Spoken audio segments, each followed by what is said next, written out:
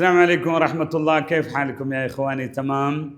പലർക്കും പല സംശയങ്ങളുണ്ട്. അഥവാ നമ്മൾ സംസാരിക്കുന്ന സമയത്ത് ഈ കല്ല് തന്നെ നമ്മൾ പല രീതിയിലും പറയുമല്ലോ. അതിന് അറബിയിൽ എന്താ പറയുക? ഇപ്പോൾ ഇവിടെ മൊത്തം കല്ലാണ്, കല്ലും മുള്ളുമാണ് എന്നൊക്കെ പറയുമല്ലോ. കല്ലും മുള്ളുമാണ്. ഈ കല്ലും മുള്ളും എങ്ങനെ പറയാം? കല്ലുകളുടെ വ്യത്യസ്തമായ ഭാഗങ്ങൾ എങ്ങനെ പറയാം? നമുക്ക് ജസ്റ്റ് ഒന്ന് പറയാം. കല്ലിന് ഹജർ എന്നാണ് പറയാം. അഹ്ജാർ എന്നാൽ കല്ലുകൾ. നമ്മളിപ്പോൾ ഒരു മൈതാനത്ത് പോയിരുന്നു, അവിടെ ഇരിക്കും പറയാം ഹബീബ് ഹിന അൽ അഹ്ജാർ വൽ അസ്വാഖ്. ഷൗക്ക് എന്നാണ് മുള്ളിന് പറയാം, അഷൗക്ക്.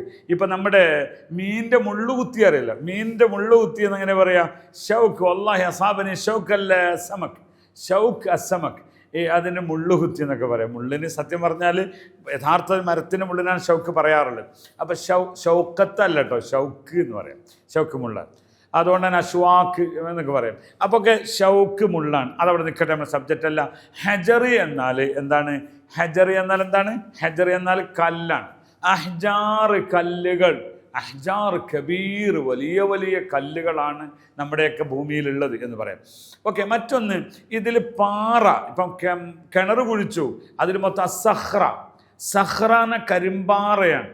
സഹ്റ എന്ന് പറഞ്ഞാൽ പാറക്കല്ലാണ്. ഓക്കെ, മറ്റൊന്ന് നമ്മൾ സാധാരണ പറയുന്ന ഒന്നാണ് ബ്ലോക്കിൻ്റെ ഒരു കട്ട പറയുമല്ലോ, അതിന് താബൂക്ക് എന്ന് പറയും. ഇത് തമാശയുണ്ട്.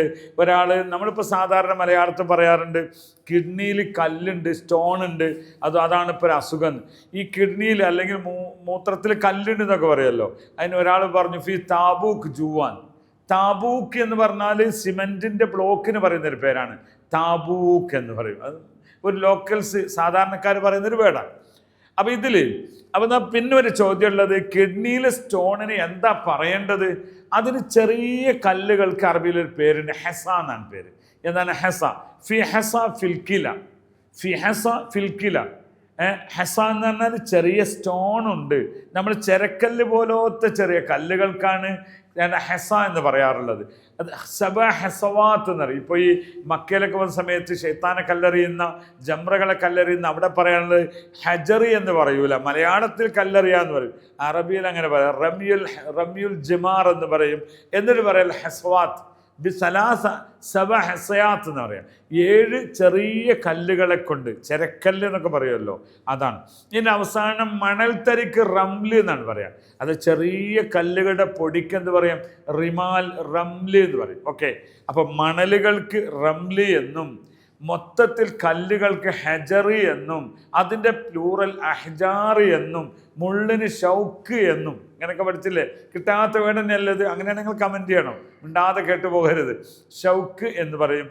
അതുപോലെ തന്നെ നമ്മൾ പറഞ്ഞത് ഹെസ എന്നതാണ് വളരെ പ്രധാനപ്പെട്ടത്. ഹെസ എന്ന് പറഞ്ഞാൽ കടലമണിയുടെ വലുപ്പമുള്ള അതുവരെയുള്ളതിനെ അത് പറയുള്ളൂ. അതിന് മേലെ ഹെസ എന്നുള്ള വേർഡ് പോകും. മനസ്സിലായോ? അപ്പോൾ ഫി ഹെസ ഫിൽക്കില, കിഡ്നിയിലെ സ്റ്റോൺ, നമ്മൾ പറഞ്ഞ സ്റ്റോണിനാണ്. ഇനിയും കല്ലുമായി ബന്ധപ്പെട്ട ധാരാളം വാക്കുകളുണ്ട്. നിങ്ങൾ കമൻറ്റിനനുസരിച്ച് ഞാൻ മറുപടി പറയുന്നതാണ്. അല്ലാഹു സല്ലമക്കും ശുക്രൻ ലക്കും. അസ്സലാമു